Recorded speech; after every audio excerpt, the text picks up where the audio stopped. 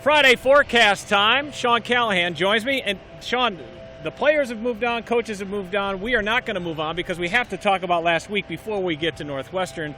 How do you think last week will affect this week? Well, I think the start is critical for Nebraska going into this game. I think the last thing you want now going into Saturday is a slow start where a Northwestern team who has struggled mightily on offense. They're one of the lowest ranked offenses in the country. You've got to set the tone early with your defense against them and do something right away in this game, because I think the last thing you want to do in this same stadium is kind of pick up where you last left off. Yeah, Northwestern is last in the conference in total offense, last in the conference in scoring offense, ranking 128 nationally. What did they learn about that first half, Nebraska against Ohio State? Obviously, you have to make better decisions in the passing game. Well, I think the biggest thing is it's not just Adrian Martinez. I know everybody wants to say, bench Adrian Martinez or make a move or it's all his fault, whatever your narrative is right now. But I think some of it is the offensive line. I mean, he was hurried and flushed out of the pocket almost every time he dropped back, and that was just with four-man rushes. It wasn't blitzes. And the receivers were not getting off the line of scrimmage. Ohio State was able to have 7 guys drop back in coverage because their front four could get to Martinez. So there just was really not a lot there going on because Nebraska was getting beat up front last week and the receivers were not winning either. So then it put your quarterback in an extremely tough spot, and he made some bad throws on top of that. Yeah, Scott Frost saying the quarterback and the head coach both get too much praise when it's good and too much blame when it's bad.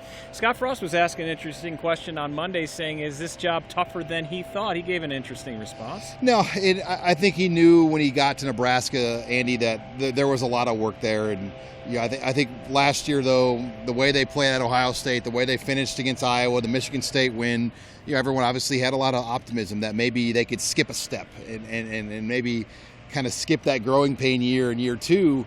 And obviously, we're still going to see growing pains this year. I think we've learned that through 5 games. This is not going to be an easy final 7 games for Nebraska, what way it goes. But there's just some key positions where Nebraska has not yet recruited or developed enough depth, and it's shown against the elite teams like Ohio State. Northwestern come to town, if we know one thing, is to expect the unexpected. The Wildcats, though down this year, they went 1-3 out of the gate. Their lone win against UNLV. They played Wisconsin tough, and Nebraska, for one, knows exactly what they're getting in the Wildcats. In the Wildcats, they know how to, quote, muck it up. Yeah, muddy up the game. They're going to make it a 1 or 2 possession game no matter what. Like, they're not going to blow you out ever, and you're not going to really blow them out unless they turn it over a ton. I think the key for Nebraska is the quarterback play for Northwestern has been so bad. It's been probably the worst we've seen in a long time at Northwestern, as far as Hunter Johnson has only thrown 1 touchdown pass on the season, and his interceptions are a lot higher than that. So I think Nebraska's got to figure out a way to make Hunter Johnson have to be a factor, and they obviously need to get pressure on him and win the field position game. Field position, when you're playing an offense like Northwestern on Saturday, is going to be a huge part of this game.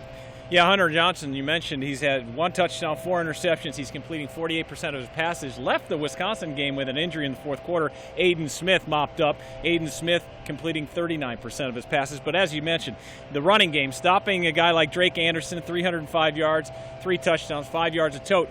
Northwestern traditionally has run the ball. If you stop Northwestern's run game, that's where you want them. Right, and they're not known ever to be a real physical running style team, more of a finesse, off-balance run style. But I do think Nebraska has fared well against the run this year. I know Saturday was a different story, especially the linebackers. They struggled stopping the run against Ohio State, but this won't be Ohio State. I think it will be a much better matchup for Nebraska. I like Nebraska in this game at home. By the way, this is the only time we'll have back-to-back home games the whole season. Every other game is staggered with a road game in between, so it'll be rare to be here 2 weeks in a row. And how important is this next, not just this Saturday, but next Saturday, taking on 2 Big Ten West foes before your first bye week of 2 this season? Yeah, you've got kind of what I would call 2 toss-up games, Northwestern, Minnesota. Both these point spreads are going to be about a touchdown or less either direction. Nebraska probably will be a slight underdog at Minnesota next week.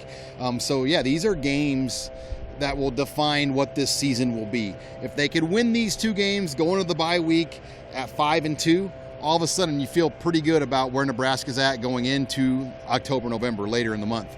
But if they split or lose both, this could be a very, very tough year too. So I look at this as a critical stretch going into bye week number 1 for Nebraska, starting here on Saturday against Northwestern. Yeah, the Cats come to town. It's homecoming Saturday for Nebraska. It's a 3 o'clock kickoff here at Memorial Stadium.